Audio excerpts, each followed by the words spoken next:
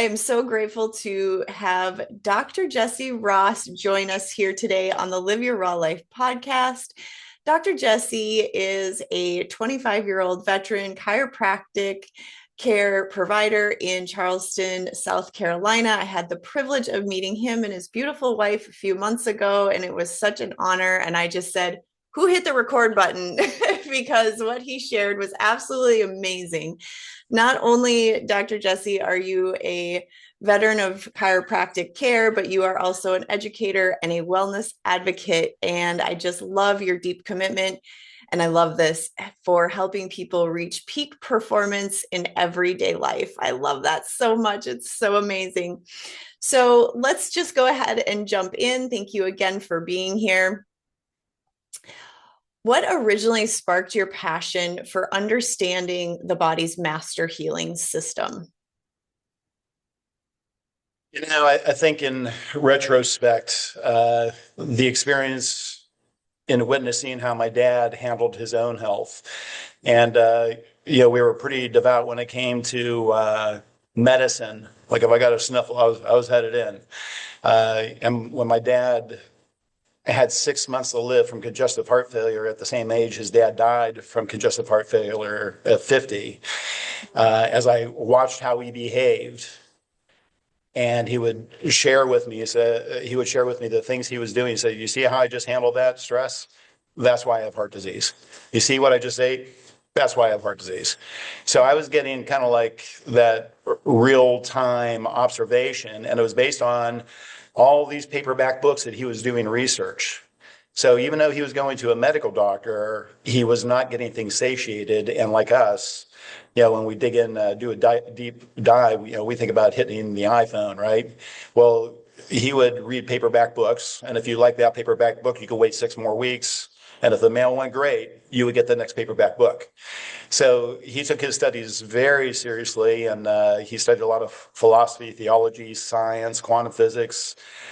Because he became disabled, he had 6 months to live, and he became a student. So he would come up with questions that would baffle the doctors. And as he started living longer and longer, they said, Mr. Ross, I think you're on too much medication, but I do not know what to take you off of. I can't explain why you're still here. So, I was a witness in my dad's health, and my dad wound up living another 20 years. I say 20, it was 18 years, but I rounded off at 20.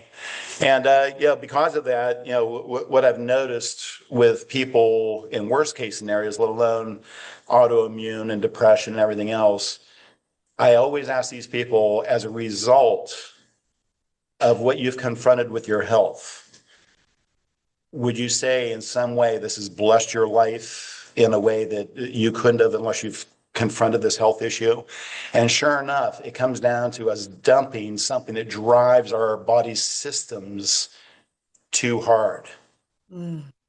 So I think that was the biggest story that influenced me, because my dad was giving me instructionals on how not to get heart disease. And it was all based on stressors that he had choices to make.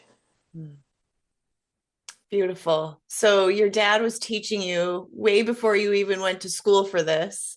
Yeah. And it sounds like he turned his wounds into wisdom. Absolutely. As a matter of fact, even though we grew up, the good old devout Catholic, we used to call him Little Buddha because of the wisdom that he had accumulated in order to find peace inside. And, my dad had a lot of fire. He was a drummer. He played with the likes of, Dave Matthews Day. It was Tommy Dorsey back then. But he was a creative, but he was in a cubicle. He was a deputy commissioner of the Department of Labor, and he had this very mechanical, high-stress job. And yet he was a very, very creative person. So he had created, a lifestyle that was stressful. And in medical science, we look at all these signs and symptoms and say, God makes bad hearts. But in true reality and biology, his body was highly performing based on the gift God gives us, which is will and choice. So we are actually capable of driving ourselves so hard that it looks like cancer, that it looks like heart disease. But actually, that's what it looks like when you are so capable to drive this perfect vehicle that hard. It's Mm. not wear and tear, it's complete adaptation. Oh, adaptation. Yes, so beautifully said. And thank you for bringing that to the surface. Now, you've explored a lot of different technology. There's been a lot of research that you've done. What do you believe that people most misunderstand about their own healing potential, especially based on what you learned from witnessing your father going from 6 months to 20 years of more life? I think it's in the old days when we still had tribes, and as a matter of fact, when we just had tighter communities, and you would hear about all these suggestions, antidotes, anecdotal stories about how people would handle health issues, only to find out decades later, hey, we did a research paper and it turns out it's true, you know?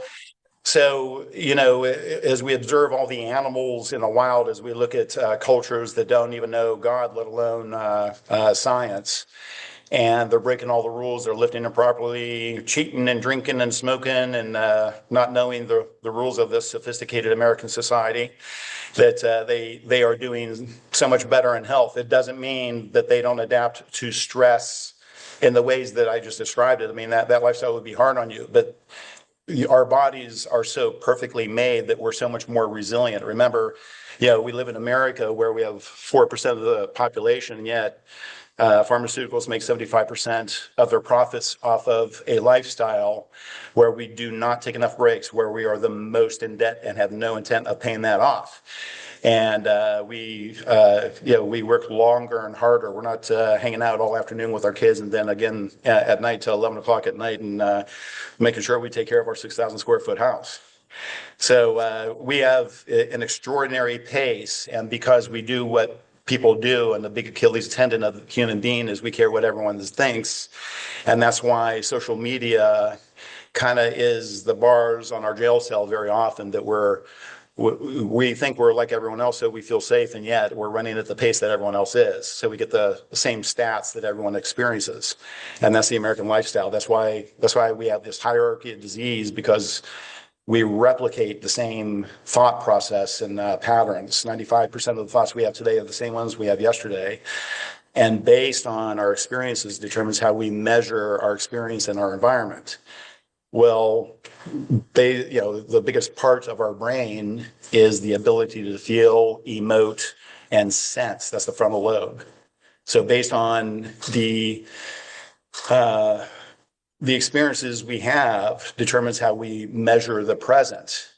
So as we have these expectations we fulfill based on our past, then we can make these super highways stronger, and they are connected to our organs that produce the chemistry of the emotions we feel. So remember, everything you experience is the emotional, physical, chemical. It's never not that three. You cannot separate it. All your sciences, and you're made of sciences, but all your sciences have to make coherence. Every one of them have to match each other. Not one science in your body can contradict the other. That's never happened.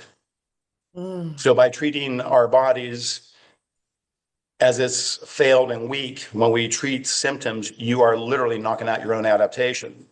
And that's why medicine has never not been the third cause of death. That's why it's never not been the top cause of bankruptcy, because we're working against our ability to adapt to stress. That's what symptoms are. You are composed of science. Your body is the safest place on planet Earth. You are Mm. made of science. Your body is the safest place on earth. That's Yeah. amazing. It is uploaded with everything you would ever need to know. You write your own DNA without taking one class from the time you're conceived. And if God spoke 100% block of matter we call the universe into existence, then there are specific laws that not only balance the universe every day, it is the same science that balances the positive and negative charges inside your body. And that's why I believe, that, the most common quote in the Bible is do not fear or fear not. And that's because if we're made in his image, that means imagination. If we've never left, then we are taken care of. I mean, nothing comes close to the quote, do not fear. Why would the most important quote in the Bible that nobody talks about Why would the most important quote in the Bible be do not fear? Why isn't it something else? And yet you have an amygdala that manages fear. And all your symptoms are either how do I achieve abundance based on my experience, or how do I avoid suffering? So you're in duality. And that's why we are fully equipped with a frontal lobe and an amygdala that helps us with the good and the bad. We're here to experience both. So whenever people hop on our Menla, like I get excited because here they are thinking, oh, I got this going on. I have people who are afraid that they're dying. We have people who have drank the Kool-Aid and accept the full terms of every disease that they've been diagnosed with, and they're behaving very well with that. And yet, all their symptoms are matching the lifestyle that created the symptoms that they're adapting to or adapting with. So here we are treating we're treating our symptoms so we can keep on doing a lifestyle that is literally driving us down. When actually our will and our choice, if our tribes were healthy, we would never let somebody hold that form. Like going to the gym, you would, if you really saw my spine underneath all my my meat suit, and you saw my spine was composed versus what it looks like in the mirror, out of compassion, you say, I would never let you lift with that spine, right? Well, that's the same way in form. If people could see how we were wired, you can see how I could get emotionally hurt based on what I had been through. So your body is simply, basing your reflexes or the disease, what they're calling a disease process, but really it's the adaptation process. Your body just, built programs to adapt you to what you perceive or what you expect. That would be the anxiety. So it's going to be depression or anxiety, right? But whenever I can make somebody present, if I can help them look at that Menla and say, well, tell me what's going on in your life. And then they start telling me about some of the hard things they've been through. I'll say, so did that leave a long-term impression on you? Yeah, it did. It's like, so if you perceive things with this perspective, is it unusual that your amygdala gets a lot of blood flow because you think in crisis a lot? And they'll go, yeah. I'll go, so would that make sense that your heart's a little yellow because, your heart beats fast if you have anxiety? Yeah. Well, are you sick?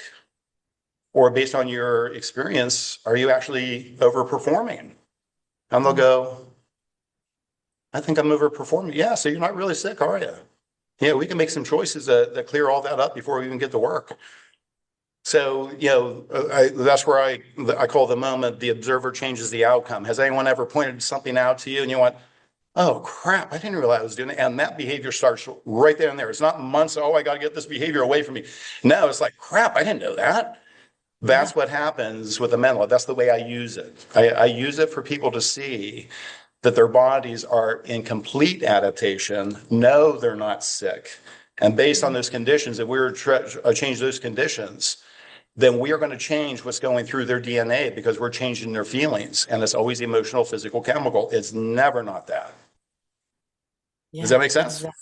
Yeah, it makes complete sense. Yes, and I love it that how you wove the Menla scan into that because your approach with the Menla scan, from what I understand, is exactly that. You're showing people where their body is doing exactly what it's supposed to. It's using the intelligence that it has, the wisdom that it already carries to create as much balance as it can with how the person is responding to their environment, to their food, all of those lifestyle pieces.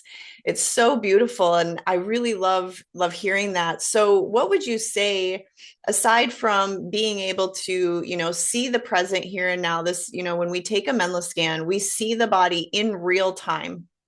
We're able to look at these markers, these biomarkers, and notice how the body is responding. So, what do you say aside from that makes the Menla scan maybe different from some of the other modalities and treatments, therapies that are out there? In my experience, and I've been exposed to a lot of technologies, and the only ones I'll keep in my practice are the ones that are very replicable.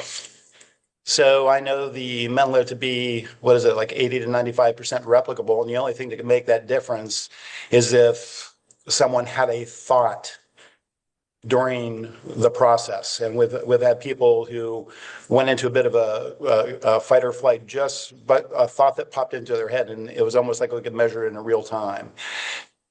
So what we're able to do is track where the electromagnetics. So think about how Tesla and Einstein said that the future of medicine and science will be energy, frequency, and vibration.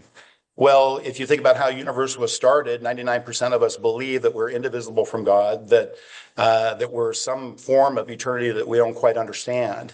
So if we were to go down that line, if we were to believe we're made in his image, which all these religions believe, and that we're indivisible, then if we're made in the image and we're made in the imagination, that means we're made of perfection. If we're of the imagination, that's why the rules of electromagnetics are so precise. I mean, we trust that some young kid in high school at Walmart can sell us ear-canceling headphones, so I don't have to listen to the stuff outside, but I can listen to everything I want to. So if that works with one organ tissue, would it not work with all organ tissues? So we're actually able to track the electricity as it travels through all these tissues and see what the cost, the return on your investment of how we're behaving. And the Menla is able to track it at least as good as a mechanic or an insurance agent likes to tell me whether I'm stopping or speeding, or if it's the water pump that's making that noise, right? So, all these tissues now we can easily identify, and we're able to track how much electricity is going to these tissues. So once again, most doctors will say in traditional healthcare aren't asking, nor do they have time to say, hey, what's going on in your life to make your body work like this? I mean, the human body is perfect. What are you doing? How are you behaving? Right? And because we know this thing doesn't screw up. What are you doing? Right? So the beauty is you can illustrate to your patients based on these color codes just how simple it is to interpret. And based on the magnitude of these colors, as you're saying, now look, this is made for you to point and click yourself. So, you can have a conversation with the doctor. That's the Menla, right? And would it be reasonable that you feel these things? So the Menla, it gives me a precision piece of machinery to illustrate not only what I know, but what my patients already know, and I'm giving them permission to believe that, and that if they know what their responsibility is, it all of a sudden becomes pretty easy for them to fix it too, and I get all the credit. Yeah, I call my practice witnessing, and that's the excitement. If you see what I do with the patients, like full adjustment, and you see how hard I work and how long I actually physically touch them, and then you see what an enormous change, just with chiropractic alone, that they come off meds or a diagnosis goes away, and that wasn't even my intent. I didn't even do it for that reason, okay? But if I free up resistance from an omniscient software, I like to call it God's perfect operating software, the nerves are the transition between the seen and the unseen. So if I were to clean up obstruction from nerve function, remember, that's the first system that is designed when you're conceived. It's the last system to turn off before you die. It's the only organ completely encased in bony armor. I mean, what do you think God's thinking about that? All right. And if we are eternal and indivisible and made in his image, the only thing that could be happening is we've introduced something to our life that interferes and gives us resistance. It could be relationships, it could be drugs, it could be anything. But physically, if a bone is out of place, your body pretty much operates like CERN. That's research center that found the God particle. Well, you have electrons traveling from a brain cell to a tissue cell at what they believe is faster than light speed, okay? Now, if I did this in a pool of water, what would you see? You would see a vortex happening in the water, right? Right. Well, electrons are no different than H2O. okay, or O2. They have vortices. So imagine these, like these microscopic nerve fibers sending a bead of electrons at light speed or faster. And what would happen in a bowl of water like that? We call it the toroidal field. Mm. Okay, it's a spinning light. And that 7 ounces that people report, no matter if we put them in solid steel and account for every way that energy could leave a system, you still don't know what happens to that 7 ounces. And when you consider that the universe is made of theoretical matter, theo meaning God, and we just found the God particle, which makes the universe 100% a block of matter. When we have near-death experiences, if you listen to all of them, they all say, and he was a big ball of light. Well, guess what your true essence is? If every living thing has a toroidal field. Think about the pineal gland at the top of your head, and like that octopus movie that says, hey, smartest animal in the world that has 9 brains. Guess what those ganglion are? Those are the 9 brains you have.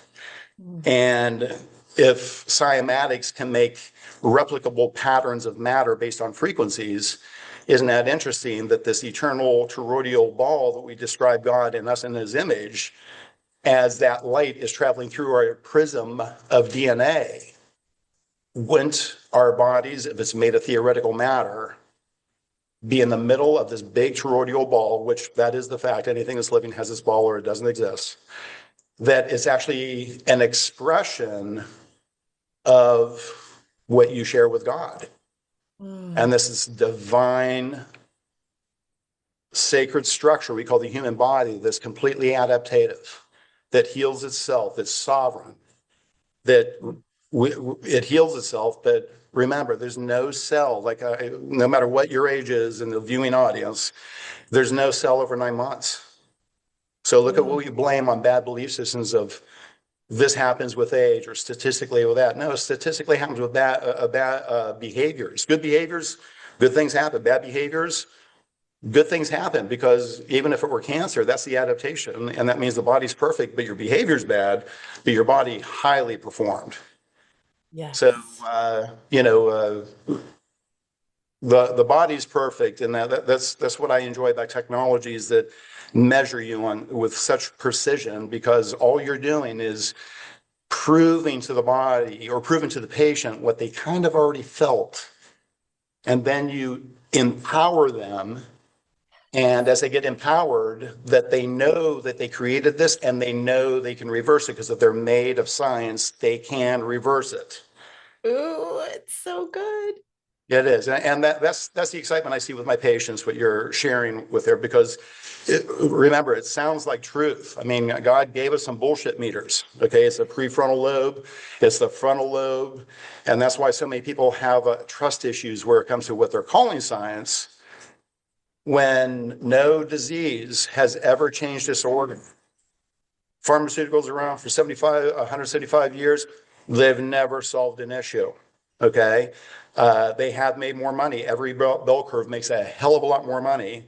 And then whenever you have people who seize their ways, it's like, hey, I noticed cancer went away when I stopped doing that. Where my dad had 6 months to live. He didn't even die of his heart. He Mm. became such a Jedi master of emotions that drove his heart, the number one threat in America. And again, if you think about our American statistics, that is it unusual that such a driven, in debt, stressed out society with less vacations has a heart that works too hard and gets too dense and too big? Now, does God make bad hearts, or hey, is this the American dream? You know?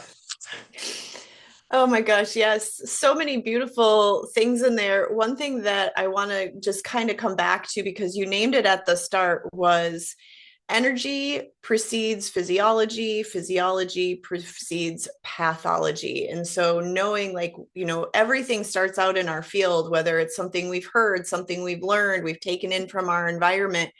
And if we focus on those things, whether it's the stress or the overconsumption or the decisions that we've maybe learned from our ancestors, our parents, or something we've inherited. Then it comes into the physiology, which can then get into the pathology. So let's talk about this for a minute, because there's so many ways I think to that you even offer within your practice there that can really start to shift it on an energetic level within the body's physiology. So would you mind, like, I'd love to hear you share about like the laser therapy that you offer and PMF and those kinds of things, because that's where we can really get into some of that energetic shifting. So, as it was in the beginning, right? Frequencies created a universe. Recently, they came up with an equation that proves that all theoretical matter, God matter, can fit inside of a proton. So it covers both belief systems now, doesn't it?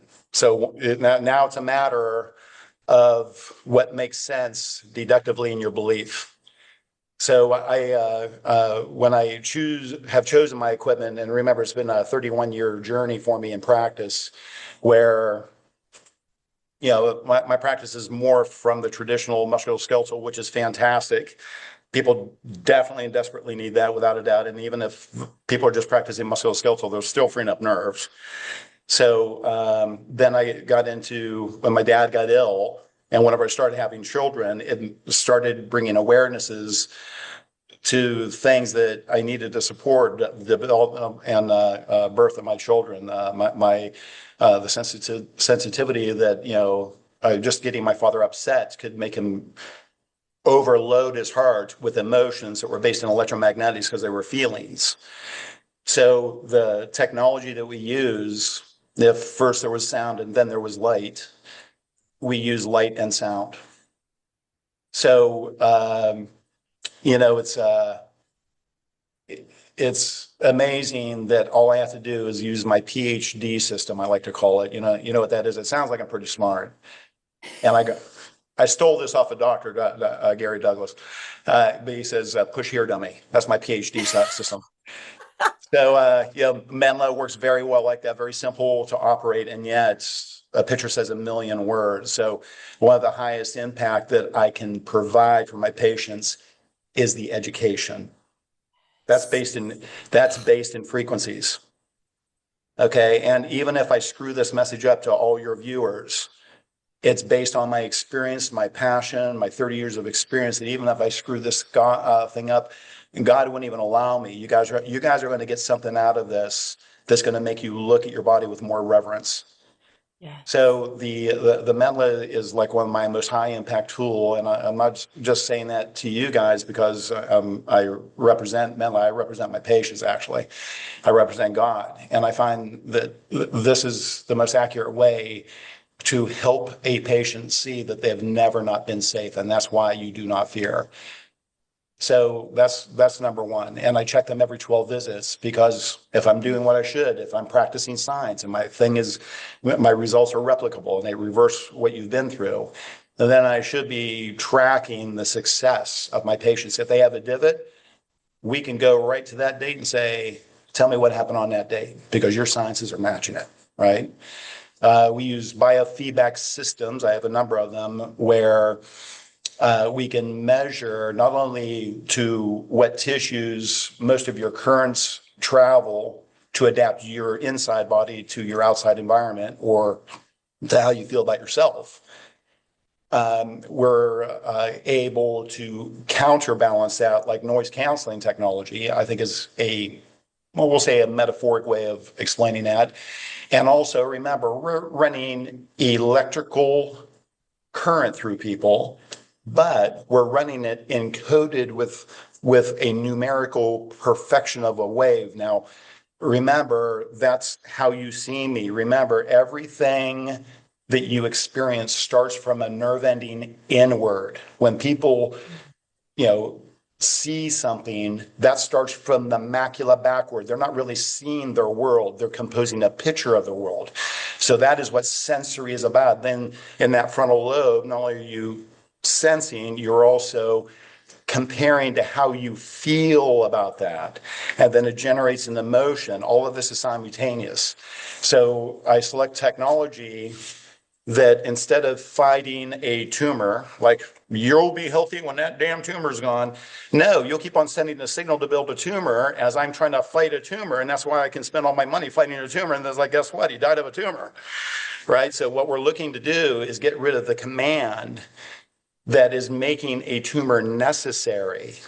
Okay. Do I treat tumors? Do I treat autoimmune? Do I treat depression? I don't treat any of that stuff. I've never healed anybody. I don't treat conditions. If conditions worked, why are they making more money in the same order? Why is medicine the third cause of death? Do you see what I'm saying? Yes. So I'm not bashing. We must wake up. It's not a matter of good guy, bad guy. It's more a matter of, I don't know a doctor. I've had these conversations with all types of doctors, medical doctors. They are in the same boat. Guess what? They want to help people too. How about that? Okay, so it's more a matter of we're in the age of awareness, and these types of awarenesses brings up, just like mentors will show up through the earth. Technologies like Menla and the technologies I use in biofeedback are demonstrating how easy it is to get your health back. It doesn't matter what healthcare condition you have. Why? Because it's an adaptation. And if you stop the behavior, that's why people with terminal diseases and all sorts of diseases that they think are age-based or whatnot, they go away miraculously when they stop a behavior, because you're not running the same frequency between a brain cell and tissue cell, creating adaptation rather than fighting an end result and not changing the behavior. So it looks like a miracle. So biofeedback is something I use not only to help people eliminate things that they're feeling that is resulting in what looks like a disease. And once again, if it was a disease, then we should be able to knock it out. And then, okay, what's the next priority? Let's knock out that disease. But condition-based care apparently isn't working. How could it be the third cause of death, now more because of bankruptcy since its conception? And it's working, right? I mean, we need to look at that one. Too much energy is going into that. As a matter of fact, RFK, didn't he just recently say chiropractic? I didn't even read this, but it's something about it becoming the #1 healthcare in the world. Well, we've never been not #2. So I don't know what that report is. So your viewers, I'm sure most of them know what I'm talking about already, but I only heard about that recently. But remember, it's because we're stewards of biology. We're not trying to control and treat a condition. We're freeing up nerves so your body can do the job it should be doing. Okay, we're antivirusing God's perfect operating nervous system, so that if you get rid of a bug, like imagine taking your computer to the dark web, wouldn't you expect this, you're going to get infected with, this frequency-based virus, right? So essentially that's what we're doing. When we go through emotional stresses, the imprint it gives us is, how do I adapt to that stress? Well, very often that's why, just about every disease is like the Stockholm syndrome, because we learned how to deal with something and we continue doing that. Why? Because I got a little bit of reward when I overcame that resistance. So I think I got to keep up these relationships, or this is why I chose that job. Like I did with my dad when he was terminally ill. That's what drove me to be this doctor. So it's a matter of, what we do with those stresses in duality. And that's why I choose biofeedback. That's why I use the Menla. We're using tools that remove interference, because we are made literally so perfectly that it is so easy to help you. Okay, that's the truth. I'm not a miracle worker, but if you use science, science is reversible. If you try to treat diseases, well, how did that work so far for 175 plus years? It didn't. Right. Yeah. Yeah, exactly. So did I answer your question? You really did. Yeah. All And right. there was a lot of extra goodness within the answer too. So I tried to provide goodness. yeah, well, you do that naturally, Dr. Jesse. So grateful. What I loved what you said was, and because what I heard is you're coming in with that biofeedback and disrupting the pattern, really is essentially what's happening. Disrupting, that cycle that people are in, the thought patterns, and that then can be reflected in the Menla scan. And I love that every 12th session is what I heard you say, you're having people do a rescan so they can see, okay, what changes you've made how is that impacting your body's physiology now? And to see and to be able to pinpoint a certain day, that's huge for people to be able to know, oh yeah, that was the day I locked my keys in my car and I was late for work and it created all this stress or whatever the case is, right? To be able to see that in real time and to have the Menla scan mirror the body in a way that I've never seen before in any practice. That's amazing. And it's deductive, taking it from the God thing down for me. A lot of people are very uncomfortable with that, and yet 99% of us believe this eternal, indivisible thing. And it's like, well, you know what? If that's true, science came at the same time, and you are composed of that. So let's talk about that. And my main goal with everybody and anybody, because I'm telling you, we have people walk in, you think back pain people come in here, but not only do they do that, but they refer people who have had similar experiences. We have people who are deathly afraid of their bodies. We have been taught how to be afraid of our bodies, and yet it's the safest place. My main duty is to make sure you know that you're safe. And the Menla helps me to illustrate that even if somebody comes in with terminal disease, it's like, well, you have something terminal. I know we're about to have a conversation about something that really frickin' hurt you. And we're going to help you to forgive yourself. We're going to help you to forgive this incident. And hell, that's half the battle. That doesn't mean I get them all the way there. And I am not a counselor. But I'm 63. I've been through some stuff. I'm allowed to talk to people, right? And, when we can help people free up their shame and their grief, what assaults the body more than those moments of conversation, those hours of conversation where we've been hurt, and this is what I should have said, and this is how they misunderstood me, and you go through hours and hours of this throughout your life, throughout the week. Your DNA that you're writing during this doesn't know the difference between reality and thought. You can't prove anything that has happened except for what you felt from a nerve ending in. And whenever we do the most destructive things in our subconscious, in our personal time, when no one's looking, and then we wonder, how did we get sick like that? Not only did we get through all that crap, now I got this. And yet, just by, knowing that it all happened out of your own biofeedback, that it happened out of your science, that no one can assault you more than you. If you're indivisible from God, not only is he that in me is greater than he that is in the world, health that is of me that he already gave me is greater than obviously that than you can get from the world. So I am not I sound pretty evangelistic, but I spirit and science, they have to match. And I don't know anything I said that anyone could argue with.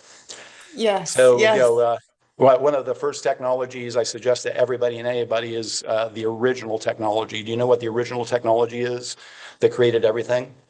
It's called prayer. Ah. And most people worry and are concerned, and those frequencies, writing technology that gives you expectations, that either makes you anxious about your future or depressed about your past. And my goal is to make people present in their body. If you're present in your body, then look what happens to vital signs and blood values that you are expending when your body doesn't have any sense of time, and therefore you can have these thoughts and do incredible damage that the actual event and altercation could never have done. And yet it goes on for decades. We don't tell anyone how we feel. We've learned how to keep everything covered up and hide behind a phone, and what happens is, we build up such charges in our body that these 95% loops are going through certain organs and tissues. And that means if certain areas are working hard because of fight or flight, other issues are being totally submissed, like our creativity, our libido, our femininity. And that's something that both men and women have. Yes. So when we are going through this, remember this, your body is science. It's matching your thought. All of these diseases, their lack of eases. Health is easy. It's really, you're never not optimally healthy. No one has never known a sick day in their life. I can't wait to hear people respond to that. But if God uses all for his good, remember the software can only adapt you. And sometimes to remain healthy or to adapt is extremely hard work. Hey, that's why it feels like that. Okay, that's why it looks like that. But remember, it's just too much electromagnetics based on a really hard belief, a hard wound. And based on how we measure things, it kicks in reflexes. Even your emotions are reflexes. Mm-hmm. So, my emphasis to people is you got to pray more than you worry, because I've never met someone who said, I don't think prayer works. Okay, they're like, well, I don't pray enough, or I don't know how to pray, but they never said prayer didn't work. Okay, so when people worry more than they pray, that's what I'm witnessing on the Menla. Okay. Yes. So I'm not getting into religion or anything. Whatever your system is, 99% of us believe in this system of God in some way. So if I can get them grounded, I can get them embodied. If they're not worried about the future or the past, the combination of how you break up that signal, what are the emotions that are driving how I feel, then all the tissues can go back into relaxation. The density becomes less dense. The creative parts of the brain starts to come back, and we start to balance the system based on the good and the bad. So I think a doctor should be able to do that. But remember, with most of medicine is just about snuffing out a symptom or fighting the end effect, which that's why we throw our money at it. We never really get rid of why our bodies are working hard, not failing. Right. You said three really important things in that I'd like to just briefly touch on. The first thing you talked about, that loop that we play in our mind of I should have, I could have, I didn't, why did I say that? That judgment that we put on ourselves is so alive and so real. And that creates tightness in the belly, tightness in the jaw. And a lot of times we don't even know that we're doing it. We don't recognize that thought process and how it's impacting our physiology, especially if you're disconnected from your body. The second thing you talked about was then the antidote to that, which is having forgiveness. Mm-hmm. And forgiveness can release so much of the stress, so much of the heaviness that we hold, whether it's in our heart or in our minds. And the other thing that you mentioned was is to have that prayer. And in whatever form that is, whether it's in the form of a mantra or like in the morning, I go out and I meet the new sun and I, offer my gratitude to Creator and I ask for, help, please, and thank you sometimes when I don't even know what my prayer is, but Spirit knows. And with that, it's a full surrender, which these are all very challenging things for us as humans because there's the ego that's involved. And so when we can drop that and we can step into forgiveness of ourselves and others, not necessarily meaning we have to forget, but we can forgive to clear the energy.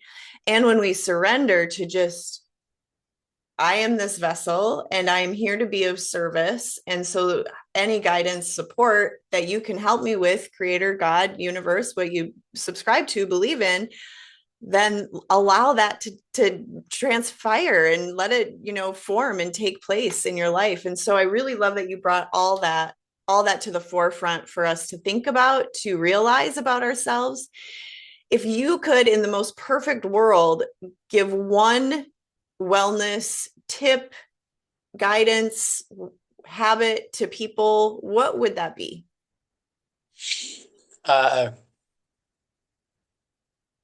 Regardless of your position, where it comes to stress, fear, diagnoses, and all these negatives in duality, that your first go-to is you first surrender to your body, regardless of what you feel. Everything you feel has been based on anything you have already experienced. So as intense as things can feel right now is based on some other time, is not about your present.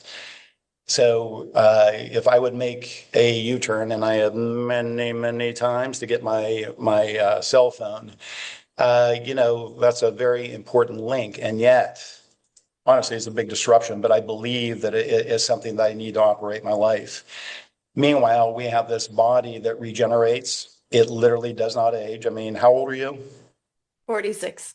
Okay, 9-month cells at best. Mm. Okay, so think about a body composed of science that uh, adapts, it learns, it passes on everything it learns onto its offspring, it heals itself, and it does not age. Think about a soul that at one point planet Earth wasn't even here. So guess what? We're extraterrestrial. One day I was born, but I was somewhere else before because I'm eternal. So I'm interdimensional. I'm indivisible from God, so I'm spiritual. I mean, why are we believing that we are so weak and sickly when we know that if we stop a behavior, it looks like a miracle, cancer just went away, right? Like, or it's the best work that one doctor's ever done. Statistically, nothing really works, but you know what? This time it did, right? So, our bodies are made of that science. So anything that we are in is reversible. If you change a behavior, if I change an alignment of one bone to another, herniations, inflammations, all sorts of things that are all in your best interest. My dad's heart disease, what they're calling heart disease, was all in his best interest. That was his adaptation to his will and choice, and how powerful that man was to drive through the things that were so difficult. So, the one thing I would have people take away is when we get into these tight corners that it's reversible, it's temporary. We are in his image and we are indivisible. That if your health should be reflecting your faith every day. And Mm. remember, we're not talking about it in the most evangelistic way. We're saying science and spirit were simultaneous. And that's why you don't see animals with hierarchy of disease. You don't see them with bad eyes. They're telling us all about the ecology. Animals do get statistically cancer, but it's so rare out in the wild that all us domesticated animals, all our dogs and all that, get all the same human and autoimmune things that we do. And remember, it's all the same frequencies they're within. So just know how wonderful, perfect our bodies are, that everything you're experiencing is actually optimal health and adaptation to your will and choice. So if we take responsibility for that, if we can look at how we're behaving, it's like, well, it's completely obvious why this is happening, then that's why it's so reversible. Being present, being embodied, being able to give yourself permission to follow the truth, that we're not sick. That's why ill and illusion have the same root word. It's all an illusion. Ah, I've never heard that before. I love that. Ill and illusion. Yes, that is brilliant. I got a million of them. I look up words. Well, I'm excited to learn more. That is so beautiful. I think that's a great takeaway and a really wonderful practice for us to get into, is to really understand that. And, it's releasing so much shame and guilt. We were put into this society that was built for us to potentially not be well or do well on purpose. It was all in purpose. And so now we can start to see our bodies from another lens, whether you go visit Dr. Jesse Ross and see a Menla scan for yourself and see that mirror, look at what's happening inside your physiology, or listening, which can be very challenging unless you get into the practice. If you have aches and pains, like you said at the start of our conversation, those are alarm bells going off telling you, look at me, please. There's something here for us to work on. And then shift some of those behaviors, the patterns, the habits, so that we can eradicate some of the stress, which oxidative stress is really the key to a lot of ailments and a lot of diseases, and really come back to letting the body do what it needs to do naturally and work with it, give it what it understands, whether that's through food, movement, clean water, all of these things, but also the energetics of emotions, energy, emotion, and prayer. It's all connected. You can't have a shift in one without a shift in the other. And it's just, I love how you worded everything today. So, where can people find you? Because you are brilliant. You have so much wisdom. Today was another day where my mind was talking, I'm just like exploding over here with like, oh my gosh, that was so genius. And I love how he worded that. Second time meeting you, and both times I'm just like, I'm glad I have the record button hit on this one. I'm a student. I consider the doctor position not only you a teacher, but you're an observer, and I observe what's working. I'm not healing anybody, but I can direct you and help you to see really how easy it is to bring yourself back. I'm kind of like your guide. So yeah, people can find us here in Mount Pleasant, South Carolina, and our practice is presently called Chiro IQ, and you can get us at info at my Chiro IQ. If you call up here, you can talk to Renee or Denise Chaw or my son William. Perfect. Yeah. Awesome. And I'll include all the links in the show notes below. I am so grateful for having you on today, Dr. Jesse, for sharing your brilliance, your expertise, your wisdom, and your personal stories as well. Thank you so much. I appreciate your time. Well, thank you very much. And you guys are easy to talk to. I thank you for the opportunity to share what I believe is important. Not, this is my service. So I feel compelled to share these things. So thank you for giving me a venue to do so. Absolutely. My pleasure. You enjoy the rest of your day.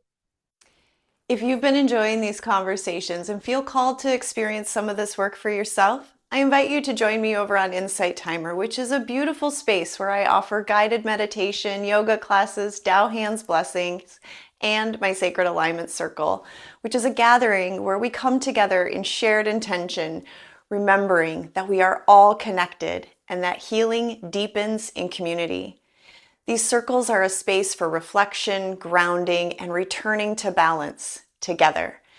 Simply search Rachel Ann Watkins on Insight Timer and you'll find a growing library of practices to support your journey. It would be an honor to continue to serve you there. Namaste.